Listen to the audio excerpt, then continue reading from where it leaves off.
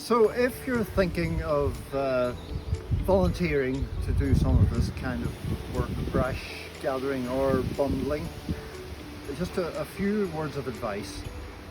Don't turn up in your best outdoor gear.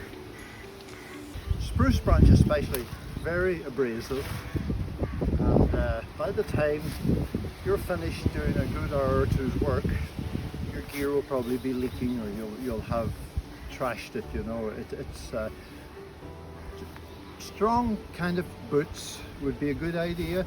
Work trousers if you have them, something a bit heavier than average, and a coat that you don't care too much about.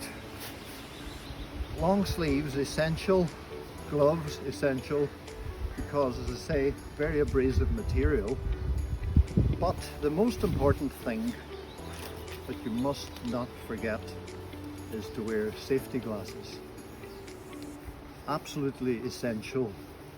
The last thing you want to happen on a day out where you're having a bit of fun and meeting new people, maybe volunteering, is to end up in A&E with injury to your eye, something that might last forever. So safety glasses every time.